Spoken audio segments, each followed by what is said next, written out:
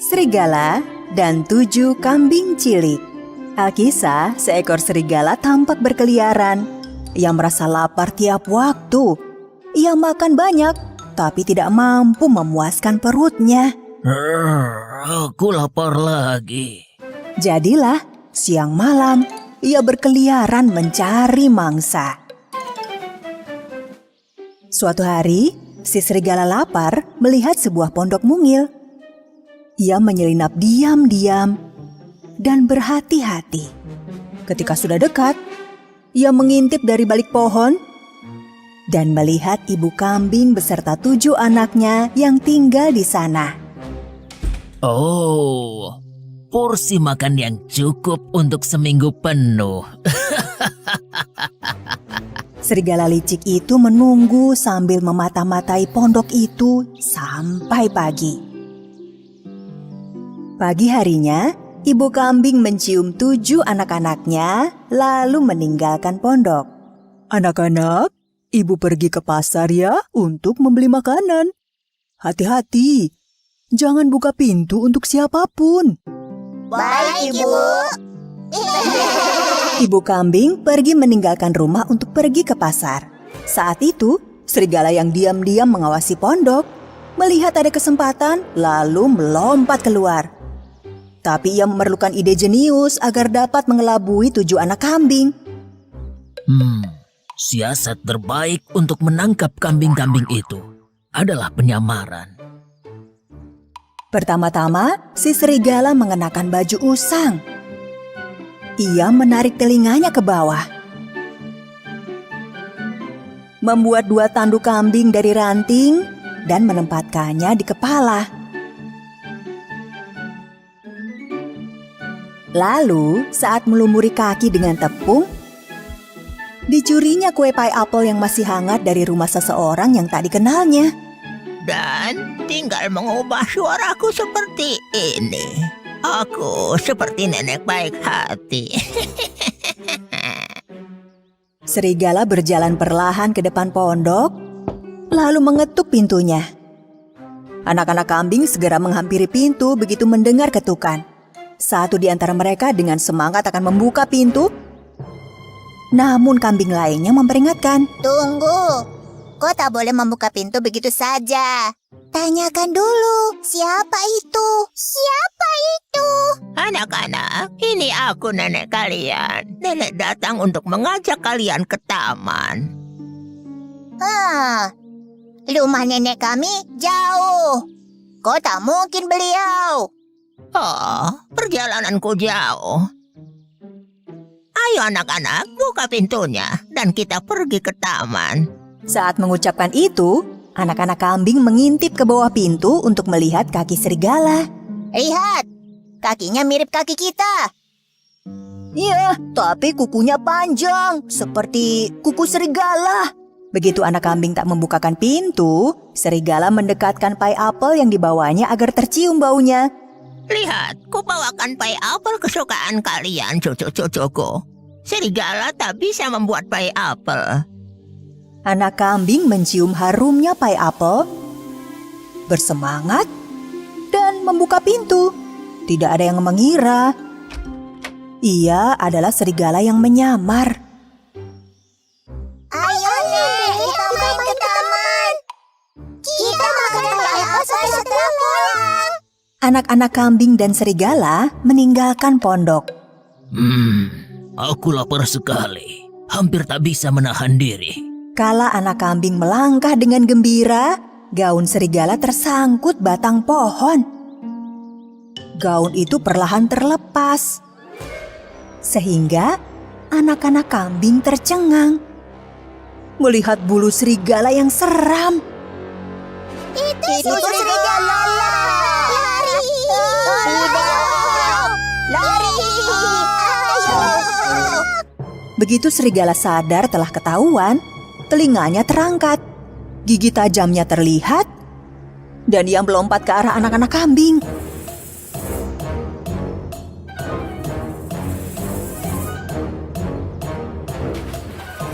Ia menemukan dan menangkap mereka satu persatu. Hanya satu yang lolos, dan ia melarikan diri.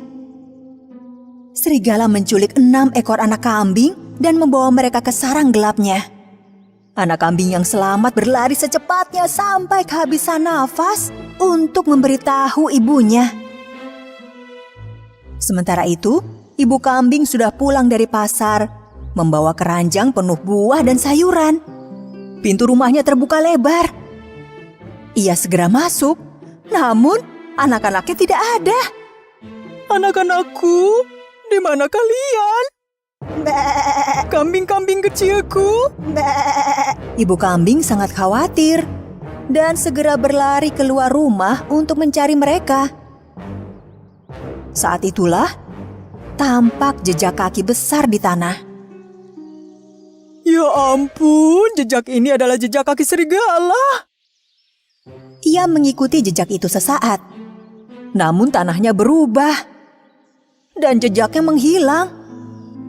Aku harus bagaimana ini? Serigala menculik anak-anakku. Kala ibu kambing menangis, anak kambing yang lolos berlari ke arahnya. Bu, Ibu. Anakku, di mana saudara-saudaramu? Apa yang terjadi? Katakan segera. Seekor serigala lapar menyamar sebagai nenek dan menculik kami, Bu. Hanya aku yang lolos. Tapi aku tahu mereka ada di mana. Ibu kambing dan anaknya tiba di sarang serigala. Begitu sampai, mereka mendengar suara anak-anak kambing.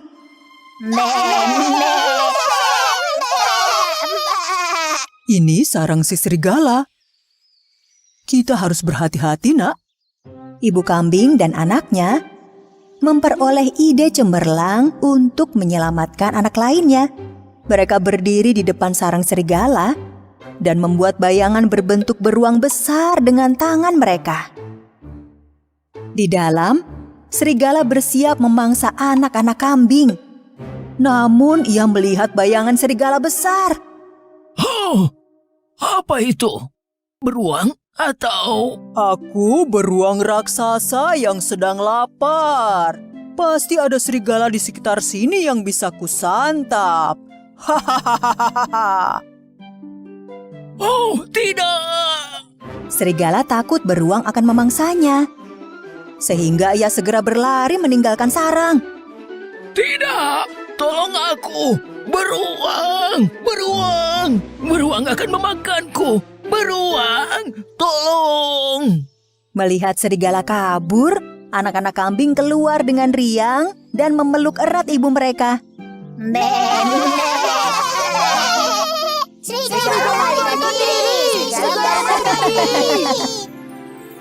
Mulai saat itu, ibu kambing dan ketujuh anaknya hidup damai jauh dari serigala pada pondok mereka di dalam hutan.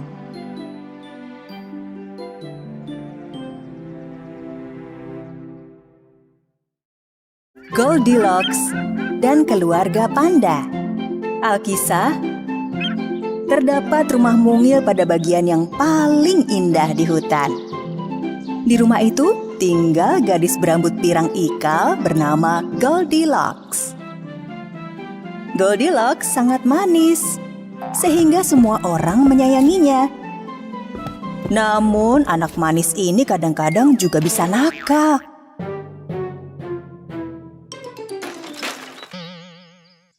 Satu, dua, tiga, ya ampun.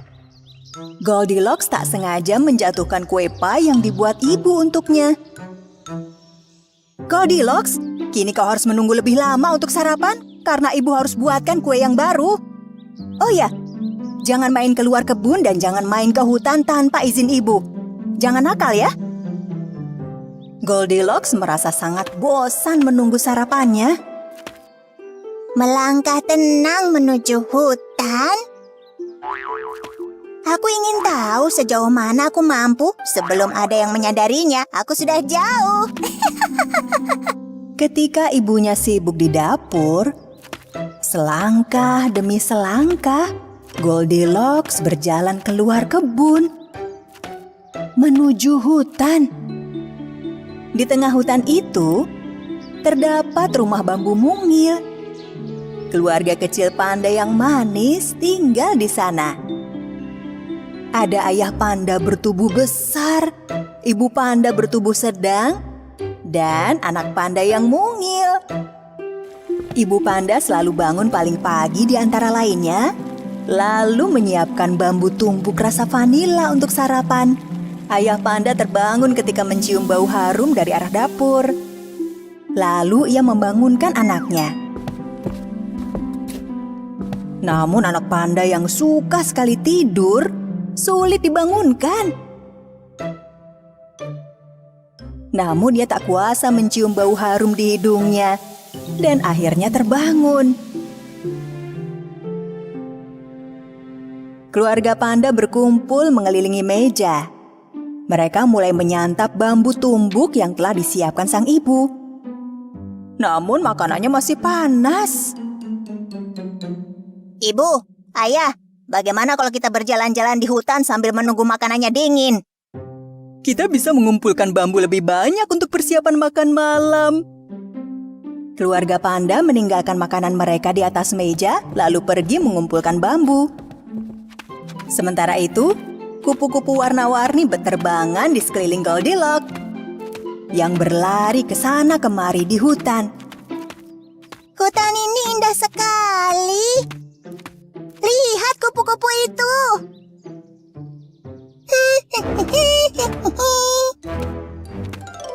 Goldilocks masuk semakin dalam ke tengah hutan. Kala mengikuti seekor kupu-kupu. Hingga akhirnya tersesat di tengah pepohonan raksasa. Seiring waktu berlalu, ia merasa lelah dan sangat lapar. Hampir saja ia menangis. Tapi tiba-tiba, ia melihat ada rumah bambu mungil tak jauh di depan. Ia mendekati rumah itu dengan gembira dan mengintip melalui jendela. Ia melihat 3 mangkuk makanan di dalam. Dengan semangat, ia menuju arah pintu dan mengetuknya 3 kali. Pintunya tak terkunci dan terbuka saat ia ketuk. Goldilocks merasa sangat lapar. Permisi, apa ada orang di dalam? Terlihat masakan bambu tumbuk dalam sebuah mangkuk besar, sebuah mangkuk sedang, dan sebuah mangkuk kecil. Karena ia sangat lapar, ia ingin memakan bambu tumbuk di mangkuk yang besar. Tapi ketika ia ingin mencicipinya dan memasukkannya dalam mulut, mulutnya terasa terbakar. Makanan ini masih panas. Lalu ia mencicipi makanan yang ada di mangkuk sedang. Kalau yang ini terlalu dingin. Tidak enak. Lalu ia menyendok makanan dari mangkuk yang paling kecil. Enak. Makanan ini tidak terlalu panas atau dingin. Pas untukku. Goldilocks memakan habis masakan di mangkuk terkecil. Ia berniat beristirahat di tempat duduk dekat perapian. Di sini ia juga melihat 3 tempat duduk berbeda. Ia mencoba kursi kayu yang besar dahulu. Kursi ini keras sekali. Juga panas. Karena posisinya paling dekat perapian. Lalu ia duduk di sofa ukuran sedang berwarna pink. Sofa ini terlalu empuk. Kali ini Goldilocks duduk di sofa merah mungil di sampingnya. Sofa ini nyaman sekali. Namun seketika, sofa mungil itu rusak berkeping-keping. Ya ampun.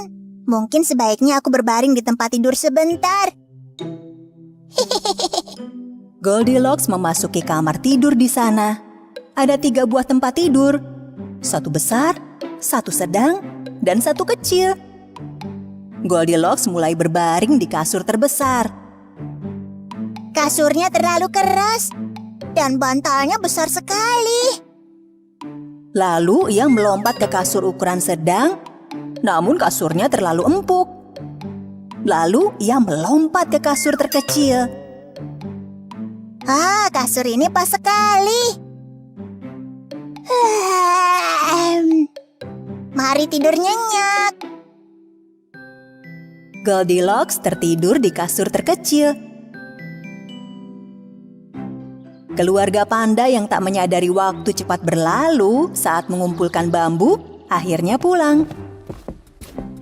Begitu sampai, semuanya ingin segera duduk menikmati sarapan. Namun, kejutan menanti mereka di meja makan. Hah? Seseorang telah mencicipi bambu tumbuku. Seseorang telah mencicipi bambu tumbuku juga. Bambu tumbuku. Habis. Keluarga panda segera berkeliling memeriksa. Tempat duduk dekat perapian menarik perhatian mereka. Hah? Seseorang sudah duduk di kursi kesayanganku. Seseorang juga sudah duduk di sofaku juga. Ada yang duduk di sofaku juga dan merusakkannya. Keluarga panda menuju kamar tidur dengan penasaran. Seseorang sudah tidur di kasurku dan menjatuhkan bantalku ke lantai. Seseorang telah melompat di atas kasurku. Ibu, ayah. Ada yang tidur di kasurku sekarang. Ibu dan ayah panda memang melihat seseorang tidur di kasur putranya.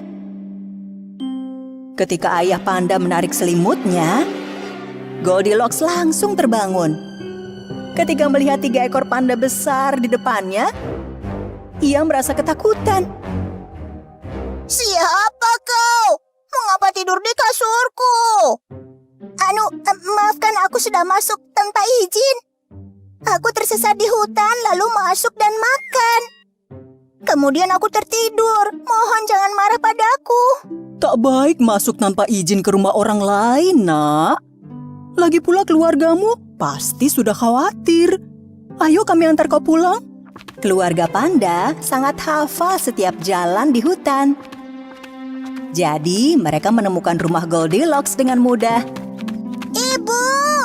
Putriku sayang, kami telah mencarimu kemana-mana. Kami sangat khawatir. Aku berjanji tak akan meninggalkan kebun tanpa izin. Orang tua Goldilocks berterima kasih pada keluarga panda karena sudah mengantar putri mereka pulang. Sejak saat itu, Goldilocks dan anak panda menjadi sahabat. Kini, Goldilocks selalu memohon izin ibunya jika ingin berkunjung ke rumah keluarga panda. Itu sering dilakukannya. Sejak itu, ia tak pernah tersesat lagi. Karena sahabatnya si anak panda selalu bersamanya.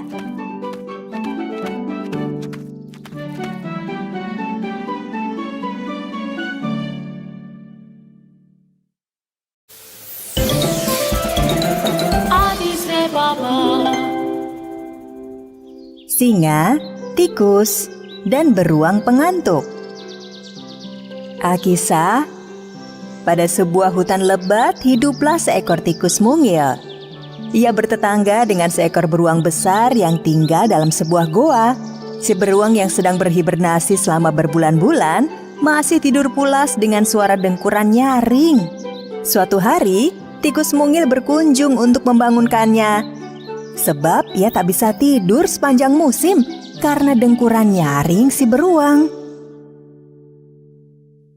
Pak Beruang. Halo Pak Beruang. Musim panas sudah tiba. Kau bisa bangun sekarang. Namun, si beruang tetap tidak bangun. Si tikus mungil datang kembali membawa sebuah trompet. Ia meniup trompet dengan nyaring. Tapi si beruang tetap tidak bangun. Ketika berkeliaran dalam hutan tanpa tidur, si tikus bertemu dengan beberapa kawannya. Ada apa tikus mungil? Mengapa kau bersedih? Aku bingung teman-teman. Sepanjang musim dingin aku sulit tidur karena dengkuran beruang yang berisik. Sampai sekarang dia belum mau bangun. Mungkin singa bisa membantumu. Apa? Mengapa aku harus menemuinya? Karena suara auman singa sangat nyaring, sehingga bisa mengejutkan siapa saja yang mendengarnya. Meski tikus mungil agak takut dengan saran itu, ia tetap menemui singa si raja hutan untuk memohon bantuan. Singa sedang tidur di depan guanya. Tikus menjadi ciut nyalinya begitu melihat hewan buas itu, lalu memutuskan membatalkan rencana dan pulang. Namun tak sengaja ia menginjak cabang di depannya, membuat si kucing besar bangun, dan suara gemetar lirih sampai di telinganya. Suara apa itu? Apa yang kau lakukan di depan guaku? Raja hutan, maaf telah membangunkanmu. Aku memohon bantuanmu. Kau bahkan terlalu kecil untuk camilan, tikus mungil. Mengapa aku harus membantumu? Wahai singa perkasa, kau harus membangunkan tetanggaku beruang besar karena ia tak mau bangun dari hibernasi. Aku selalu gagal membangunkannya. Karena aku kecil, suaraku tak nyaring. Namun sebuah auman darimu dapat mengatasi segalanya. Aku tak punya waktu untuk tikus kecil mungil tak berguna sepertimu. Aku ini Raja Hutan. Singa berlalu tanpa membantu si tikus. Ia menuju sudut di mana tak ada yang bisa melihatnya. Ia bersandar pada sebatang pohon, lalu berusaha menggaruk tubuhnya yang gatal. Tubuhnya terasa sangat gatal, namun tak ingin ada yang mengetahuinya, karena ia adalah si raja hutan. Di sisi lain, si tikus pulang dengan sedih ketika ia mendengar suara desahan dari tengah hutan. Ia menuju ke arah suara itu berasal, dan ia melihat si singa. Singa itu berusaha menggaruk tubuhnya tanpa henti. Meski terlihat konyol, si tikus mendekati si singa. Begitu singa melihatnya, ia berhenti menggaruk. Namun masih terlihat tersiksa dan tidak nyaman karena rasa gatalnya. Pak Singa, ada apa denganmu? Aku tak tahu, tikus. Tak tahu. Tubuhku gatal sekali. Aduh. Anggap saja kau tak melihat atau mendengar apapun, tikus. Kau mengerti? Si tikus menajamkan pandangan mata mungilnya ke arah tubuh singa dan melihat sejumlah kutu kecil berlompatan pada bulunya. Tikus mengerti mengapa tubuh singa menjadi sangat gatal. Tubuhmu berkutu. Izinkan aku membantumu. Wah, bagaimana kau bisa membantuku? Kau hanya seekor tikus mungil. Pergilah sana. Tikus mungil melompat ke atas tubuh singa, tak peduli dengan kata-kata tak sopannya. Apa yang kau lakukan? Turun dari punggungku. Tikus mulai merangkak di tengah bulu-bulu yang lebat dan kusut, lalu membuang semua kutunya. Namun ini justru memperburuk situasi. Singa mulai menggaruki tubuhnya dengan cakar. Singa tak kuasa menahan gatal. Ia menyandarkan tubuh pada sebatang pohon, lalu mulai menggesekkan tubuh ke kanan dan ke kiri. Aduh, hampir saja aku terlindas. Aku tak kuat. Semakin kau berlari di atas tubuhku, semakin aku gatal. Turun kau, tikus. Singa berlari menuju sungai. Ia segera terjun ke air. Tikus yang ada di punggungnya hampir tenggelam. Pak Singa, segeralah keluar dari air. Aku bisa tenggelam. Singa keluar dari air, namun kemudian mengguncangkan tubuh untuk mengeringkan badannya. Guncangannya begitu keras dan cepat sehingga tikus nyaris tak mampu bertahan di atas tubuh singa ceroboh itu. Gatalnya sudah hampir dapat diatasi, Pak Singa. Tinggal sedikit yang di sebelah kiri.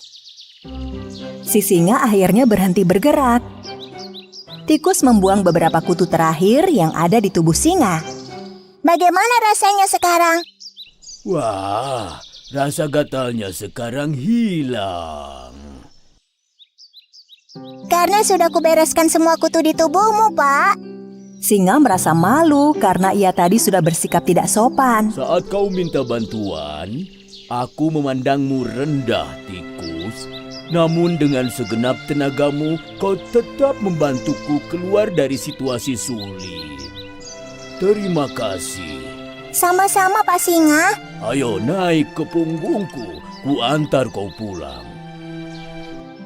Ketika tikus dan singa tiba di rumah tikus, mereka mendengar suara dengkuran nyaring yang berasal dari gua beruang. Hah? Suara apa itu? Mereka kemudian memasuki gua tersebut. Kau benar, tikus. Sudah musim panas, namun si beruang masih saja tidur.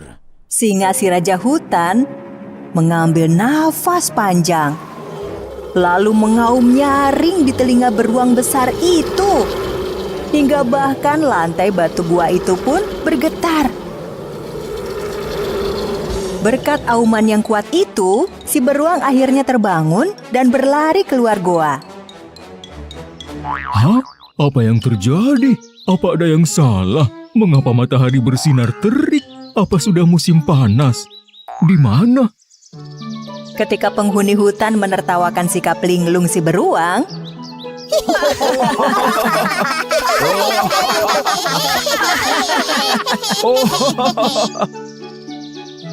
tikus mungil juga sangat senang karena tidak ada lagi dengkuran yang mengganggu.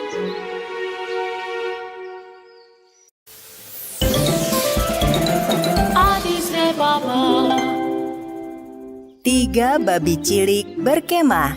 Alkisah, pada bagian paling menyenangkan di hutan, ibu babi dan 3 ekor anaknya hidup berbahagia. Satu hari, si bungsu Gurki, si anak tengah Torki, dan si sulung Porky berkata pada ibu mereka bahwa mereka ingin berkemah. Bu, semua teman kami pergi liburan musim panas. Tidak ada yang bisa diajak bermain. Jika ibu mengizinkan, kami ingin berkemah di pinggir sungai. Ibu babi tidak tega melarang anak-anaknya untuk berkemah. Ide bagus, anak-anakku. Tentu kalian boleh berkemah. Tapi pastikan tempatnya tepat untuk berkemah dan tenda kalian harus kuat ya.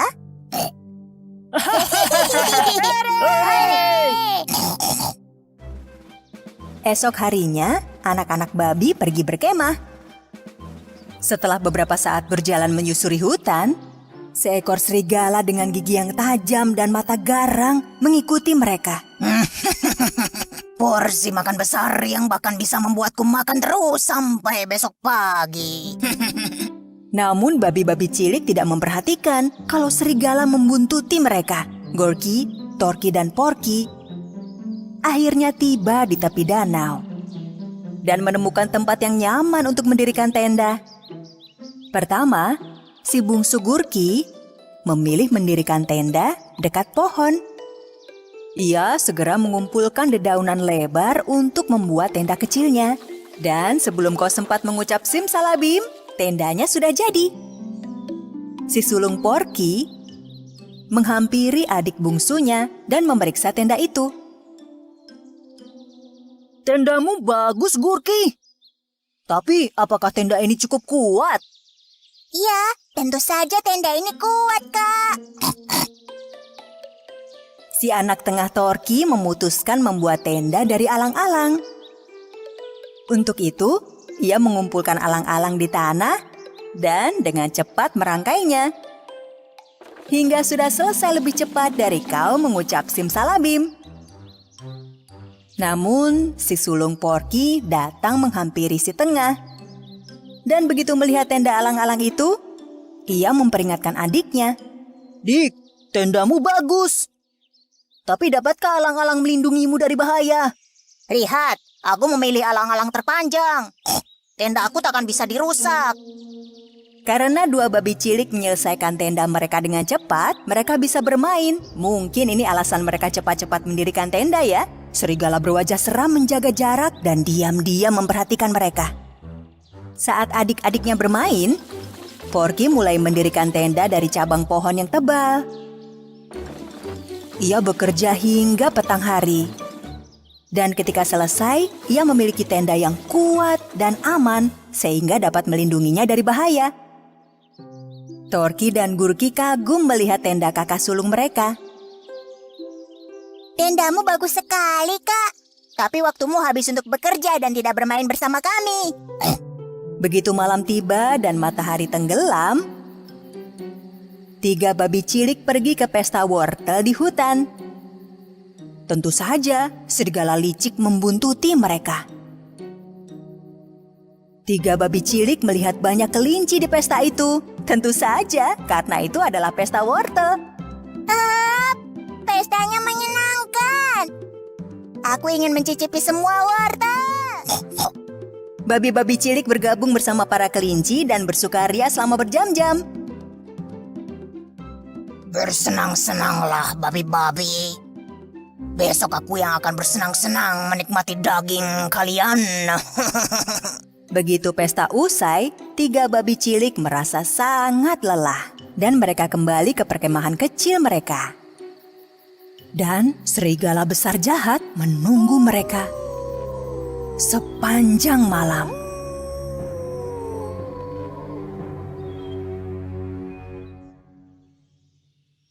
Bangun di hari kedua dalam tenda, Gurky mendengar suara dari luar tenda. Keluar kamu babi cilik, atau dalam sekali tiup akan kuhancurkan tendamu. Tendaku sangat kuat. Kau tak bisa berbuat apa-apa. Baik kalau begitu. 1, 2, 3. Serigala menarik nafas yang sangat panjang. Ia meniup seluruh dedaunan pada tenda babi cilik yang seketika hancur berkeping-keping. Gurky nyaris tak dapat menyelamatkan diri dan segera berlari menuju tenda kakaknya, Torky. Tak lama kemudian, serigala tiba di depan tenda alang-alang yang dibuat si anak tengah. Aku tahu kalian berdua ada di dalam. Keluar babi-babi cilik atau kuhancurkan tenda kalian. Tendaku tak akan roboh. Baiklah. 1, 2, 3. Sekali lagi, serigala menarik nafas panjang, lalu tiupannya menerbangkan seluruh alang-alang dan tenda pun hancur berkeping-keping. Gurky dan Torky hampir tertangkap. Mereka segera berlari menuju tenda kakak sulung mereka, Porky. Kakak, tolong kami. Serigala menghancurkan tenda kami. Dan sekarang dia menuju kemari. Kita harus bertindak secepatnya. Ikuti aku. Porky, Torky, dan Gurky bekerja sama menggali lubang yang dalam di depan tenda. Mereka naik menggunakan sebuah tangga. Lalu menutup lubang itu dengan kain mirip rumput dan memasuki tenda yang dibuat Porky dari cabang-cabang yang kokoh. Mereka selesai di saat yang tepat, karena tak lama kemudian serigala lapar itu tiba. Keluar babi-babi cilik, atau dengan sekali tiupan hebat aku akan menghancurkan tendamu. Tak perlu membuang waktu, serigala jahat. Kau tak akan bisa merusakkan tenda ini. Lihat saja.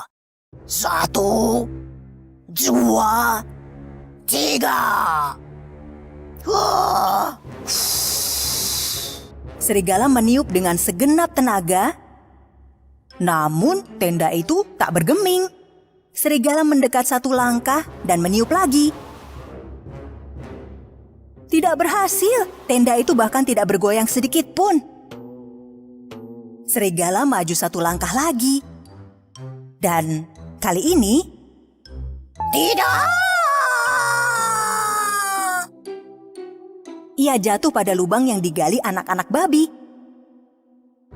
Melihat serigala terjatuh, babi-babi cilik keluar tenda lalu melintas melalui bagian pinggir lubang di depan mereka. Lalu babi bersaudara ini segera pulang menemui ibu mereka dan menceritakan apa yang terjadi. Ibu benar. Kami semestinya lebih berhati-hati ketika berkemah. Pertama-tama, kita harus memeriksa sekitar sebelum mendirikan tenda. Dan apapun yang terjadi, kita harus membuat tenda yang kokoh. Ya. Ibu babi memeluk anak-anaknya yang tiba di rumah. Dan sepanjang liburan musim panas, mereka bermain bersama dan bersenang-senang.